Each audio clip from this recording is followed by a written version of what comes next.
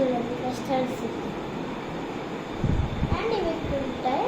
ఇది తీసేసి మనం దీన్ని పెట్టుకొని చదివించాలి. అండ్ ఈ వీడియో కనుక మీకు నచ్చినట్టయితే లైక్ చేయండి, షేర్ చేయండి, పక్కన ఒక బెల్ ఐకాన్ ఉంటుంది దాన్ని